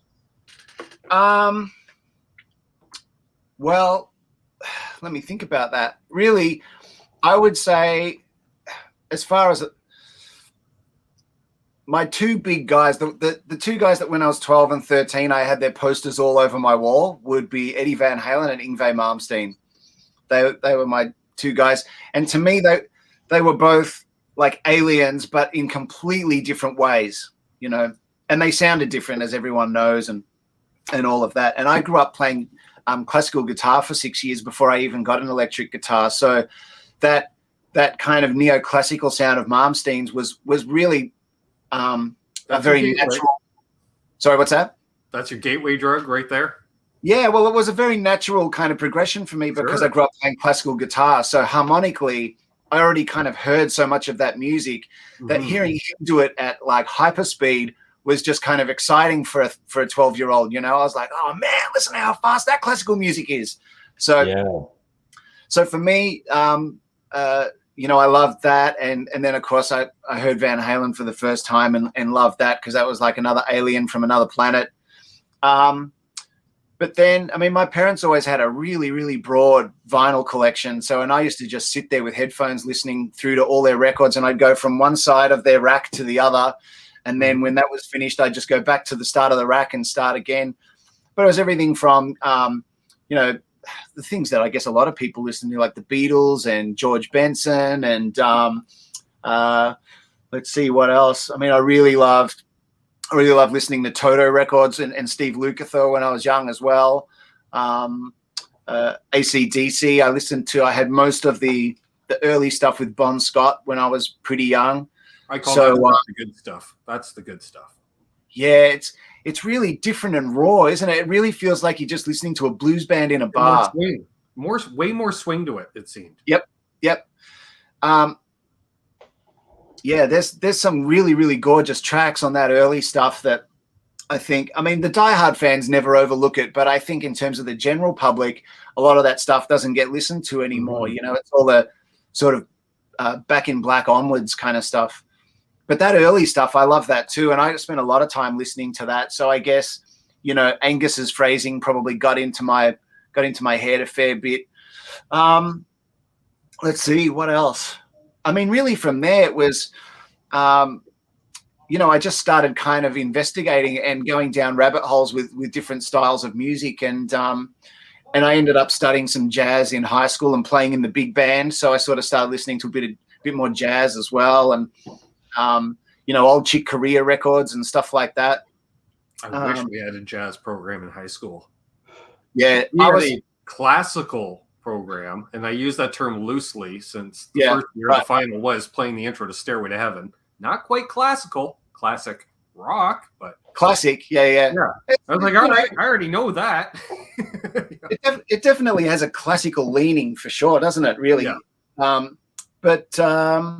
Yeah, look, I was lucky because my parents were not musicians, but they recognized when I was pretty young that was the only thing I was interested in doing. Like I wasn't one of those kids that went out to kick the football much. You know, I just would, if I had the guitar in my hand, I was pretty happy. And if I didn't have the guitar in my hand, I was playing records. So when I finished primary school, they said, look, there's a school that's about half an hour away on the train, but it's, you know, they've got a pretty good music program and they've got a big band and they've got an orchestra and they've got all this stuff. So would you like to go there? And obviously I said, yeah, that sounded like a pretty good idea. So that's how I ended up doing all that stuff in high school. And it was great because we had a class where the whole class was just studying the history of music. And then after school, you know, I'd be playing bass in the big band. And then I was playing double bass in the orchestra. So yeah, it was that sort of broadened my horizons with music too. But really, if you just distill it all right back down to the dregs in the bottom of the beer glass, the things that I would get home and just crank would be Eddie and Yngwie. So, and then just peppered with all that other stuff, you know, of course, George Benson and whatever else. I think it was, hey, Charlie S. Good to see you. I think it was Absolute Mayhem S. Any favorite Canadian bands? Well, you know what I'd have to say is I'll bet you that I do, and I wouldn't even know that they were Canadian. That's what I would think. How about Big Wreck? Are you into them? Ian Thornley? Yeah. Ian Thornley is an amazing player, isn't he? He's a Canadian boy. Yeah. Big Wreck are very, very cool. 100%. So yeah, Ian Thornley's fantastic. I don't know. Hit me up with someone else, and I'll. Ariel Posen. Sorry, who's that? Ariel Posen. guitar No. player. All right, I'm going to go bigger, Tom. How about Rush? There you go. Okay. Yes. Obviously, I know Rush are Canadian. No, I was never really into Rush, but not because I'm not because it's not my taste and that I'm not into them. It's just, you know how some bands, for whatever reason, they just, when you're young, they just sort of, they don't get into your radar. Sure. And it seems to be almost just pot luck most of the time into when you're a teenager, like what things you end up listening to is because your mate down the road had the vinyl or whatever. Yeah. And I just, when I was younger, I didn't know anyone that listened to Rush. And so I didn't end up listening to Rush when I was much older. Because obviously, you know, you start digging through, you follow tangents of bands and band members and stuff, and obviously reading Guitar World magazine and things like that. But yeah, it's so they were a band that I never really kind of went down the rabbit hole with, but you know, obviously an amazing band and very innovative and influential, you know. But yeah, for me, it was just sort of out of my radar as a teenager. Sure. Yeah. Unbelievable ass. How about Triumph? No, Triumph was a bit out of my radar too, I have to say.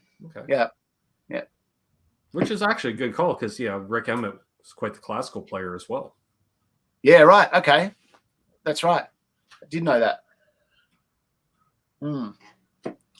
Mark's telling us there's a lightning show in Trenton. Okay, so that's 15 minutes upwind. So hopefully my power doesn't go out again. If it does, it just flickers and then resets the router, and I'll be back. Randy Bachman, good one from Guess Who /BTO. Randy BTO, Bachman. yes. I did listen to some BTO when I was younger. Yeah, my parents had a record, so yeah, that was great. I used to really like that stuff. I saw Bachman Turner live. There was no overdrive. It was just a reunion of Bachman and Turner. Bachman Turner, right? How long ago was that? I want to say about 10 years ago. Okay. 10 or and it was good. Ago. Yo, it was really good. Yeah. First of all, I didn't realize how much of the songs Frank Turner sang versus Randy Bachman sang. Right. I wasn't aware. I was pleasantly surprised by that. Yeah, it was good. They had Paul Rogers opening for them. Okay, very cool. Great. Yeah, that would have been good. I think Paul Rogers might be my favorite vocalist of all time. If I could pick a who do you want front of your band? Paul Rogers. Okay. Yep. Fantastic. Yeah, that would have been great. How about April Wine? No, I missed April Wine as well. Missed April Wine. Yeah. Which I'm guessing then you would miss Trooper, which Symmetry mentioned as well. I don't think Trooper ever broke outside of Canada, though. Right, okay. 80s band. Loverboy. I used to love Loverboy, yes. Yeah. Nice. Yeah, I first came across Loverboy when when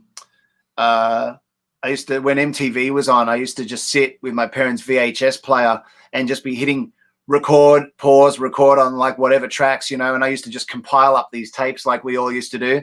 Sure. And I first managed to grab some Loverboy on that, and so I played it a lot. Yeah.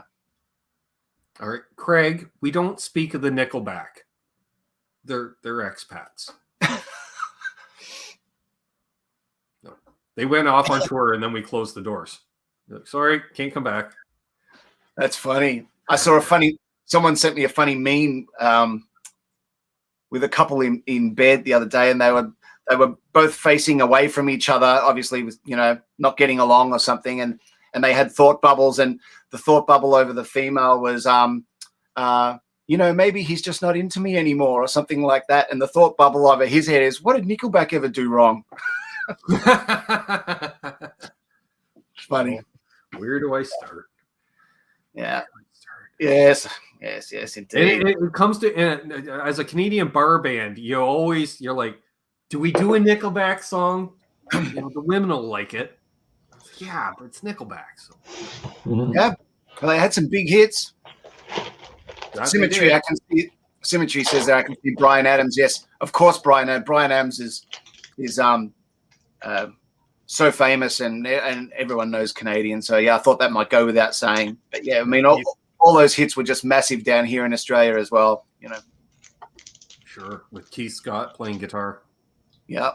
I'm going to play a Strat through a high watt and sound like that. Sure. Right. Okay. you know. I don't know how he does it, but somebody mentioned Aldenova. Don't know Aldenova, no.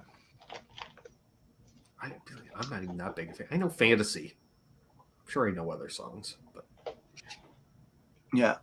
Randy Crooks. Hey, Randy, by the way. He mentions Frank Marino and Mahogany Rush. Yeah, I'm not really familiar with much of that. Craig just says lots of great Canadian bands. Sure. There you go. And Quentin just says, yo. Yo.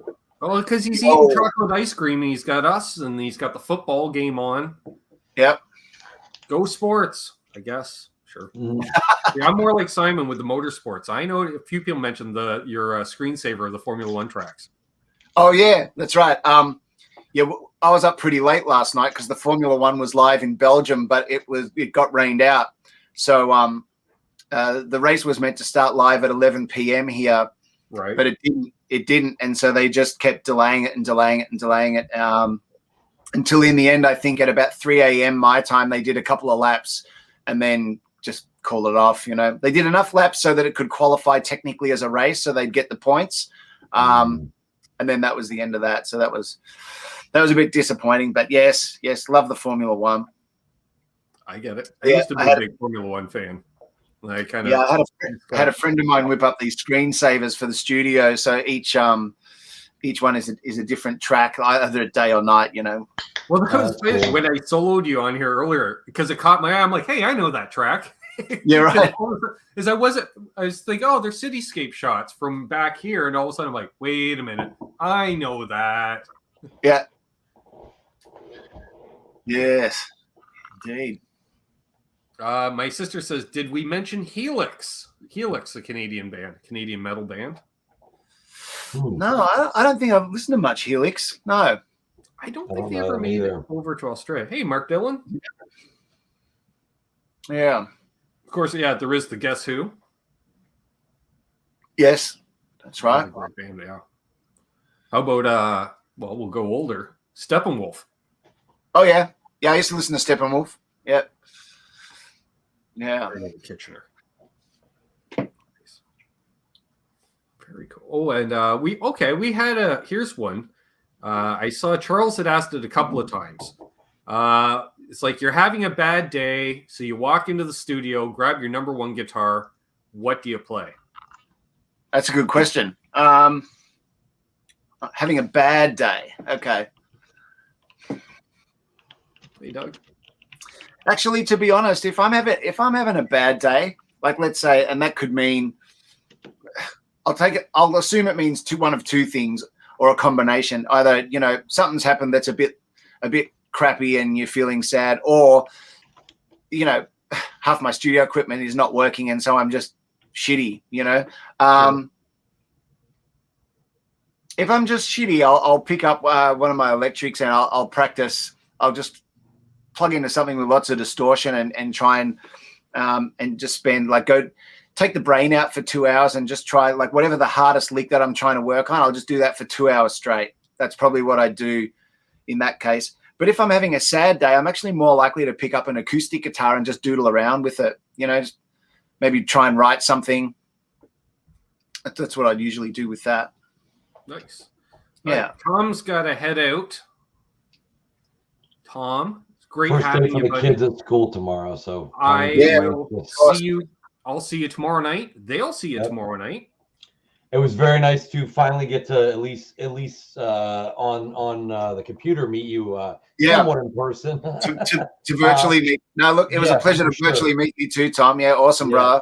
Awesome. Been great. And Fruitcake Tony was texting me. He was saying to make sure I mentioned to you that he wants to have you on with Neil on his Sunday night show once you get that guitar set, you know, when it works for you sometime. Because I saw one picture of that, man. It looks wow.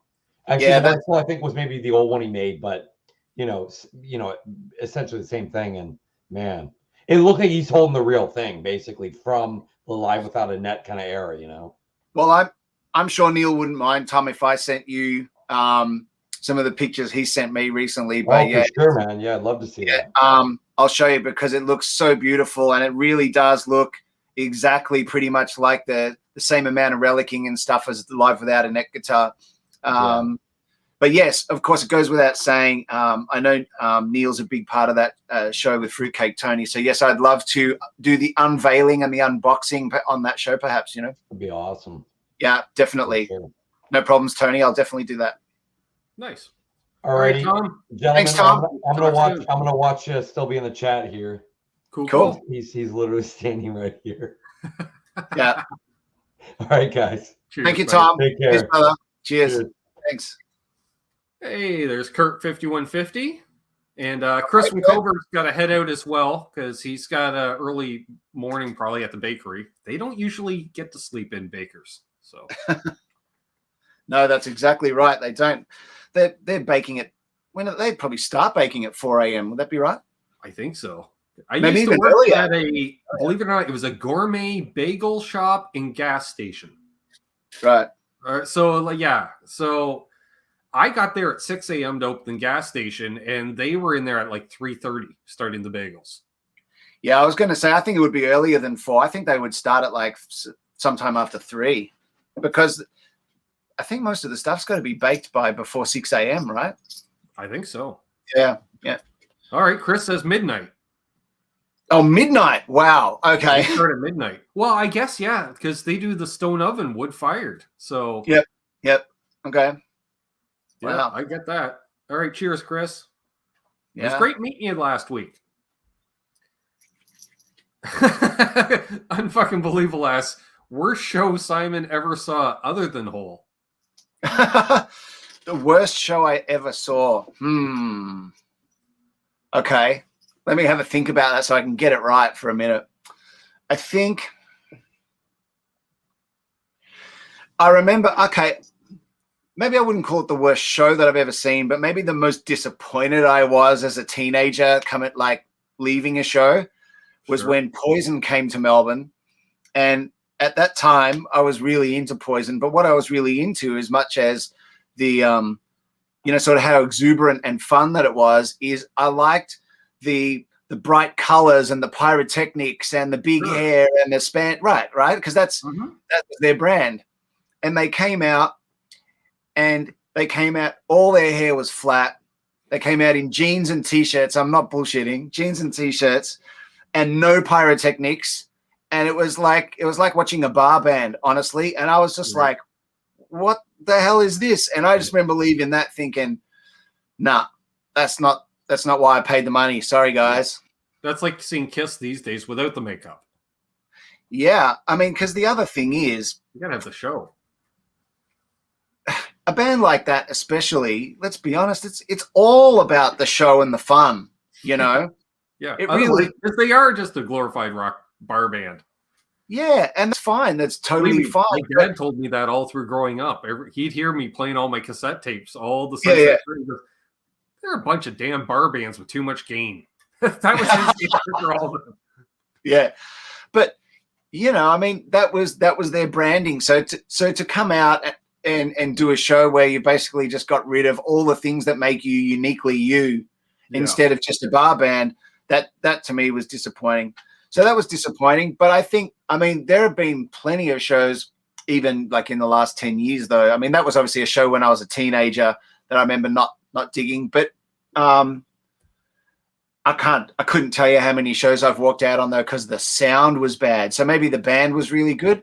But don't you find, Ben, that a front of house guy can just ruin the experience? Oh, yeah. I remember I went to see Buddy's band was opening for a major at the time Canadian band, Theory of a Dead Man. They were a Nickelback clone in many ways. Right. And the bass player insisted on wearing his bass down around his hip. Yeah. Played with a thick pick, and obviously didn't have flat wounds because all I could hear was pick scraping. Oh, wow. So it didn't matter what note he's playing. Oh, you're cha-cha-cha-cha-cha-cha-cha. And so the singer's like, you having a good time? I'm like, no. Yep, no. I said, your bass player needs to either cinch up his strap or figure out how to pick use a pick because all we're hearing is pick scratching. Yeah.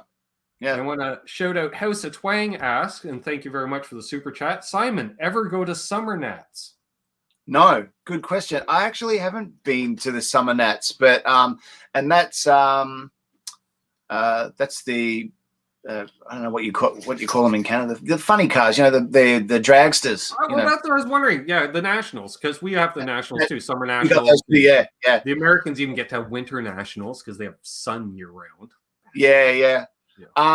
No, I love it though. I'm just being a petrol head generally. I watch it on TV a lot, but no, I've never been. There's a drag strip 15 minutes down the highway from me. Oh, really? Cool. Yeah, and road course. It's the backstretch of a road course, which traditionally mostly motorcycle racing and like club car racing, but they have a drag strip. Right. And before they got safe, they ran alcohol funny cars there as exhibition runs one weekend. That was fun. I sat third row. I was like, this is awesome. Definitely hell.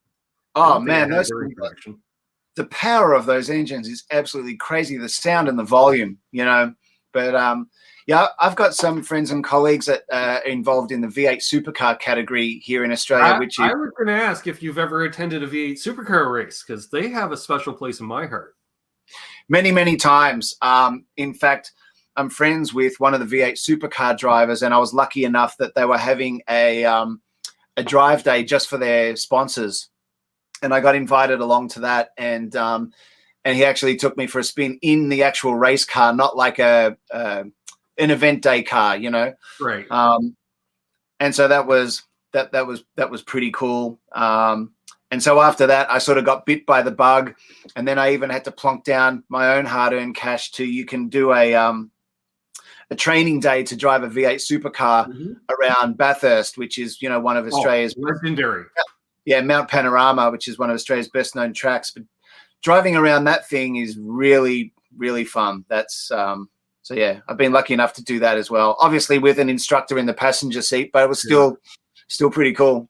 Oh yeah, and Bathurst, that's a legendary track. And man, that is. I haven't seen fun. it. Oh yeah, check it out. That's up and down the mountain, and like twisty corkscrew S's on the way down, which is with walls basically on both sides. So it's pretty crazy, but yeah, lots of fun. Lots of fun for sure. Oh yeah. Yeah. They used to show it on TV here about 10 years ago. Do they? Right. Oh yeah. I was hooked. I'd known about it, but I'd never really seen it, and I was just like, "Oh, this is great!" Because I've always been a fan of stock cars on road courses because they're not meant to do that. And no, that's exactly right. Yeah, they're not meant for the road courses. So yeah, it's pretty and then the Aussies went, "Hold our Fosters. We're going to do it on street courses." Even. Yeah, that's right. Yeah. And there's some good street courses around Melbourne too. So it's excuse me. So it's pretty easy to go and head down to the track, which is great. Yeah. I was gonna say, Melbourne, did you have F1 or an IndyCar race at one time? No, we've got the F1 race at the moment, but unfortunately this year's one's been cancelled due to COVID. And in also theory, we haven't had a Canadian Grand Prix in years either, so I get it. Yeah. In theory, yes, we have the F1 come to Melbourne every year to do the Albert Park track. Yeah, which is great because it's around a lake right in the center of the city, so it's a pretty cool little track. Yeah, nice. Yeah, very nice. Oh yeah, hit where sits the Aussie Elkhart Lake. Yep, yeah, that would be Bathurst. Yeah. Watkins Glen has some elevation changes. Nice. Let's see. Mark asked, you were talking about pyrotechnics, and I was wondering, in your opinion, of the German band Rammstein and their pyro show. Oh, Mark, I love Rammstein. They are awesome.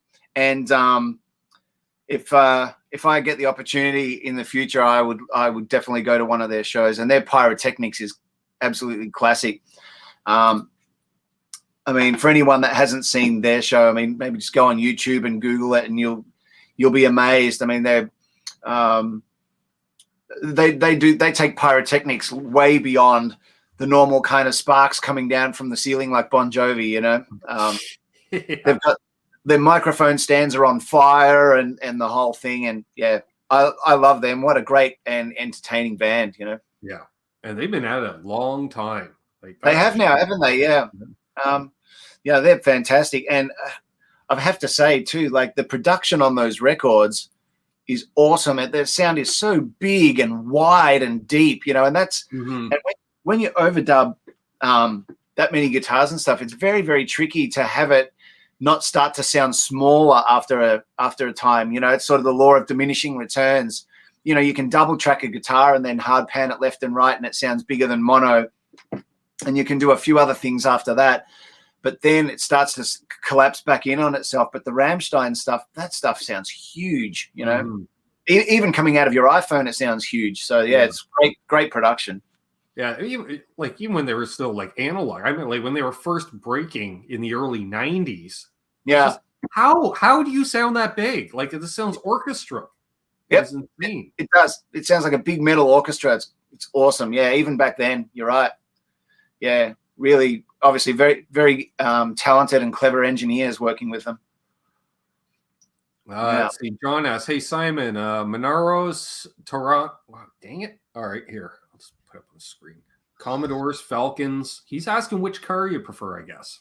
Oh, look, if I had to take my pick out of all of those, the classic late 70s Tirana, if anyone doesn't know what that looks like, it's like a slightly smaller bodied sort of V8 car from the late 70s.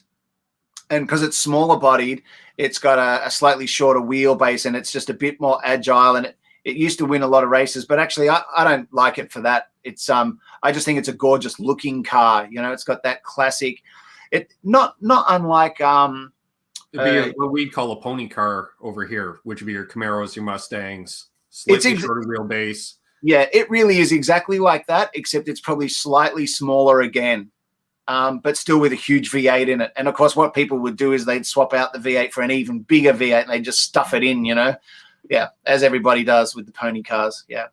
But so Tirana would be the answer to that question. I dig it. For sure. Yeah. Yeah. Symmetry says, I thought you all drove AMCs with blowers. Only if you really got to get to the gig fast. That's right.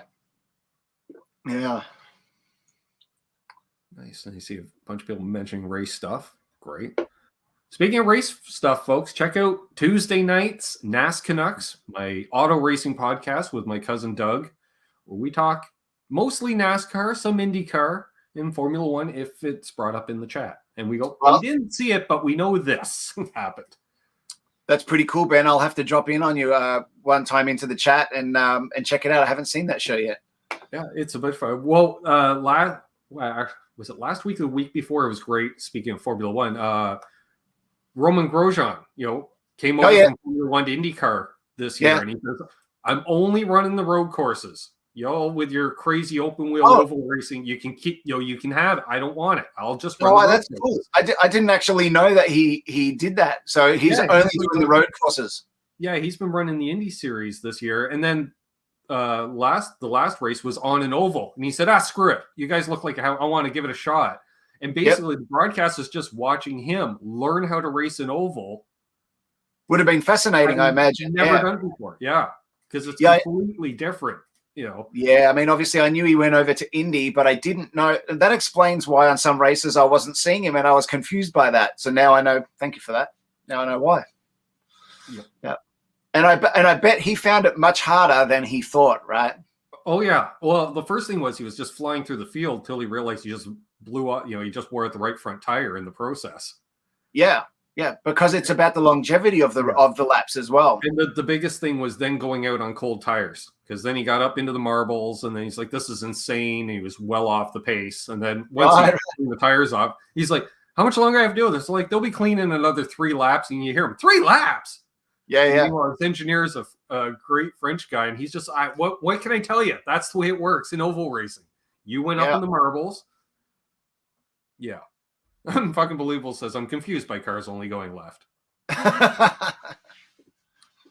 Yep. Yeah. Well, it's something to witness. I've witnessed road racing and I've witnessed oval racing both up close. And the oval racing, I will say, when you're standing in a corner and 30 feet away, a car's going into a corner at 190 miles an hour.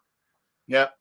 Whoa, that's intense. Okay. Because the truth of it is, with the oval racing, you'll be able to correct me if I'm wrong, is because it's not a street course, the NASCARs, they're doing higher top speeds than Formula One, right? Yeah, they do, or a higher average speed, because they just don't have to certainly a higher average speed. Yeah. But I'm pretty sure even like in miles like per hour, an intermediate track. at? I was thinking, an intermediate track, you get up to about 190 on the straights, and then you back it up off to about 155, 160 in the corners. All right, so let me do a quick conversion. What's 190 in kilometers? 240, 250. Speed. Here we go. Not miles per second. That won't give me the right answer. It is 190. Right, it's like 305 kilometers. So yeah, I thought the NASCAR's got over 200 miles an hour actually. On the restrictor plate tracks, if they Oh, don't, because they'll notice how the cars are off the pace. We'll open up the restrictor plates a little more, which will add horsepower, and then all of a sudden they'll get out there in a pack, and they're doing 205 in a pack, 3 wide, 10 deep, and they're like, and it looks like freeway rush hour traffic, and you're like, it's all fine till someone just has a wiggle, and then that's a pinball effect, and then and I've watched enough watched it yet, but apparently last night, that's the thing. They have it's the last race before their playoffs. If you win in a race in the regular season, you get in the playoffs. So they went to Daytona.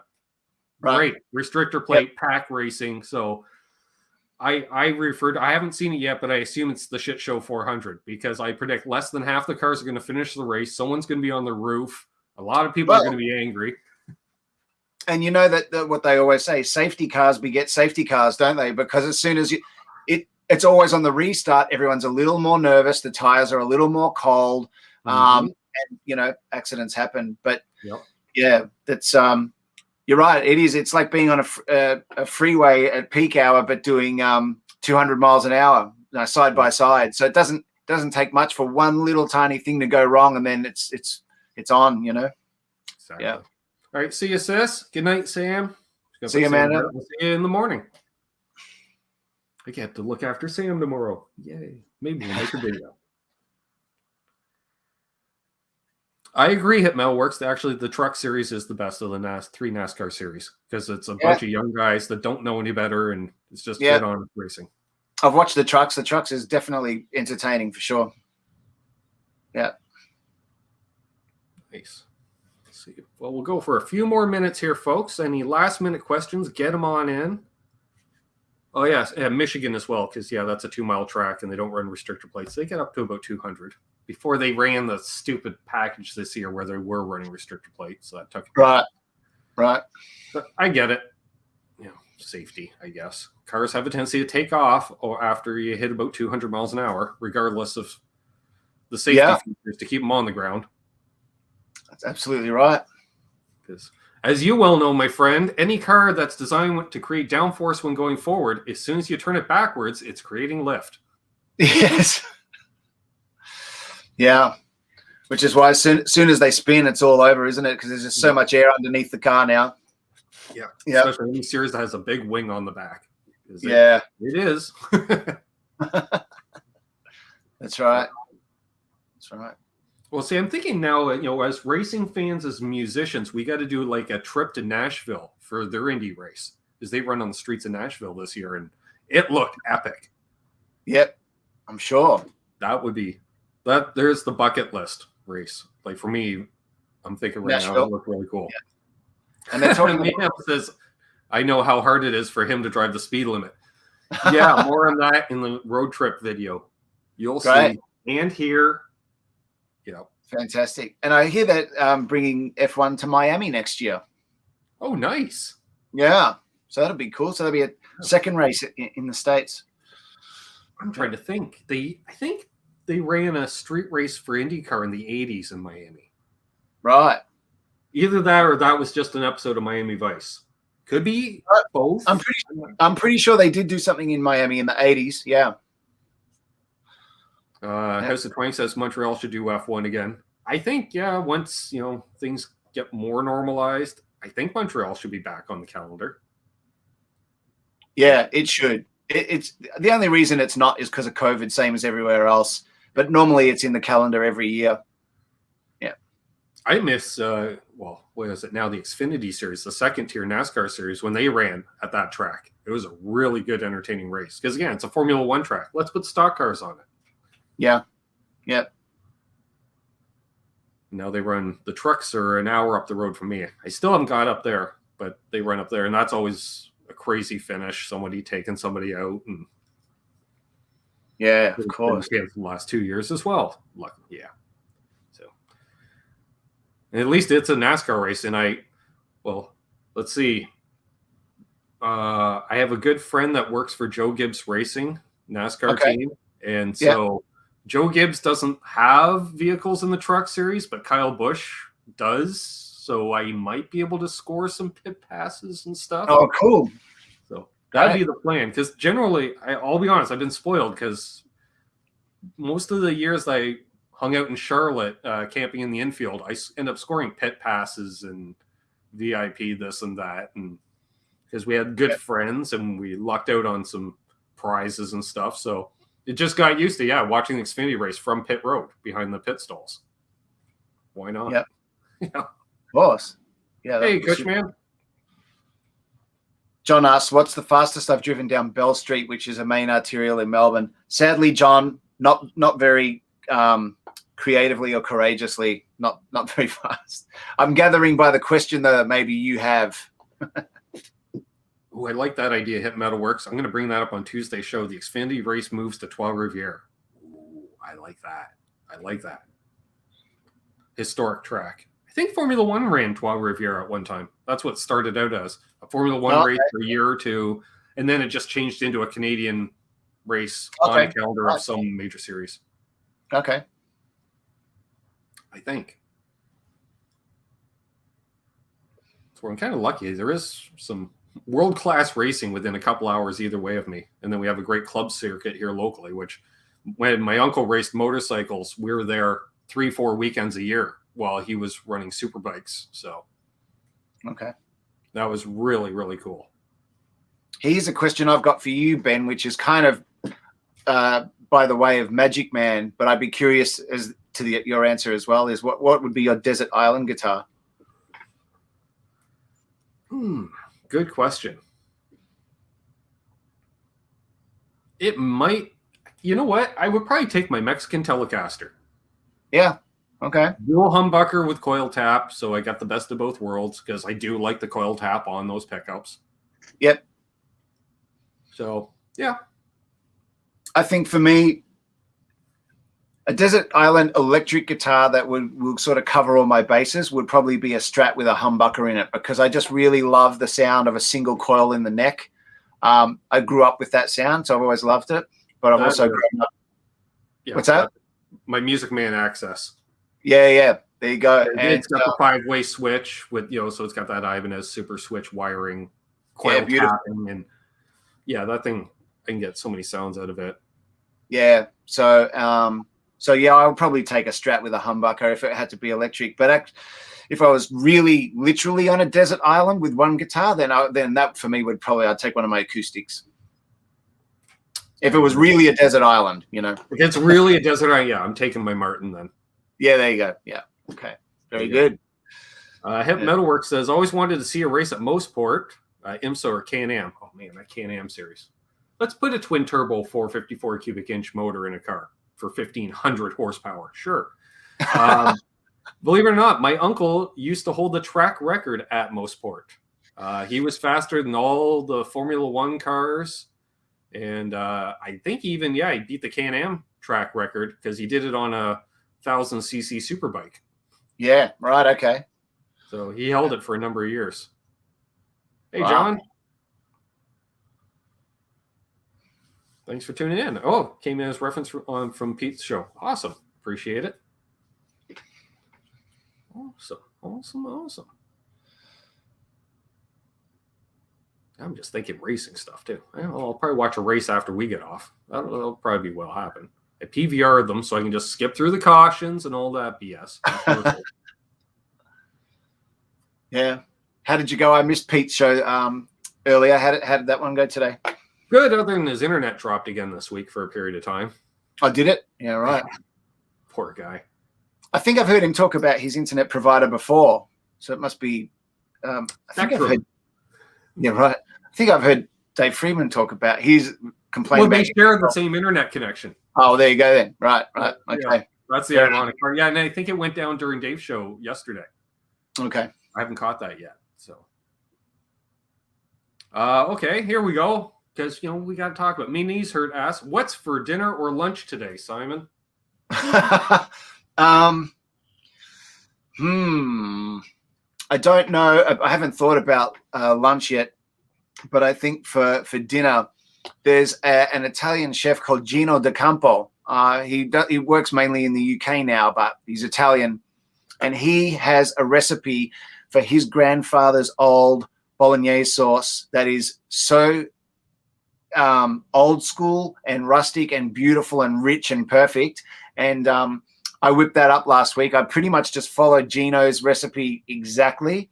Mm-hmm. Well, actually, it's his grandfather's recipe. I follow that exactly, and you can't go wrong. And I've got some of that in the fridge, so I think I'm going to have that with some Parmigiano Reggiano and a drizzle of olive oil, and that'll be dinner, I think. Nice. I dig it. Mark, yes, I still do have that old helmet. I got mine sitting right over there on my set. Because for those who don't know, just like a TV studio, the next set for the other podcast is right over there. Yay! Fantastic. Love it. So one of the things I loved about moving into this place, I was like, oh, I can just set up multiple studios in this space. Yeah, that's really cool. That looks great. Yeah. Awesome. Well, this has been an awesome time, Simon, and I'm going to have to say we're going to have to do a part 2. Sure. I would be. I'm not even going to give you an option to back out of that one. Ben, it's been a pleasure, and I would be honored to do a part 2 at some time down the track for sure. So, yeah, thank you very much for asking me on. It's been an absolute pleasure chatting with you virtually like this because, as you know, I've dropped in on your text chat a few times and said hello. But, yeah, it's been a thrill, so thank you very much. Yeah. Definitely. Oh, I tell you one other thing. My nice drive A, you're gonna have to do me a favor at some point. If I post this to you, can you put your scribble on the inside of that for me, please, sir? Would that be all right? Of course I could. Great, because that would really, really tickle me. I think that would just be so. I would be the only one that would have it too. Great, perfect. Well, then I'll get even more for it on eBay then. All I'm thinking is, what was the movie High Fidelity? I got this Kenny Loggins album. I'll give you $5. It's signed. I'll give you $4. Yeah. No, I love that. All right. Well, I'll put it in a little box and send it up your way once I finish doing the video. And then, yeah, I'll send some stuff so you can just post it back to me for free. But that'd be great. I would love to have you scribble on it for me because it is, it's your pedal. Definitely. Glad to do it. Awesome. Well, yeah, this has been a great time. Like I say, we just scratched the surface tonight. And definitely a great time. Next Sunday, because I was multitasking yesterday. During the road trip, I realized I hadn't booked a guest for next week. So while Absolute Mayhem's checking out guitars in the guitar shop, I texted up our good buddy and pal, RJ Ronquillo, and he's going to be coming on next weekend. So that's going to be a fun show. Always a blast. I'm sure we're going to be talking 80s, not just 80s music and guitar, but 80s. We'll have the debate is either North Shore or Back to the Beach, the greatest movie of all time. I'm sure that debate continues. And the validities of wearing things like Vans on stage, great shoe for stage wear. Just saying, they don't slide. They're not slippery. Perfect. Excellent for that. So thanks again, Simon. Hold the line while we wrap things up. Thanks, everybody that tuned in tonight. I appreciate each and every one of you. If you're new, please subscribe. Leave a thumbs up if you haven't already. Shout out to my mod squad for helping out tonight. Appreciate it. Terry with the links. Check out Simon's channel. Check out Halenville starting in a minute over on Fruitcake Tony's channel. Oh, yeah. Check out Metalhead Hippie. But I'm going to say check out Fruitcake Tony, Halenville. Halenville next. Yeah, great idea. I think I'm going to do that, actually. I've got a few hours off. There we are. Yeah. And Terry, yes, I will take your advice. Maybe I'll send Ben just the back plate and save a bit of money. Yeah, actually, brilliant idea, Terry. Saves on the wear and tear of the circuitry too. Yeah, that's right. That's right. Didn't even occur to me. So there you go. Yeah. See, and you call yourself a true musician, Terry. True musicians don't think rationally like that. Hey, we got James in the chat. Awesome. So thanks again, everybody. And as always, hold those doors open. Let that guy in ahead of you in traffic. Do good things, and good things will happen to you. Why? Because Cousin Doug's wife is real. Yep. Be good, be well. Keep searching for that tone. And of course, don't litter. Yeah.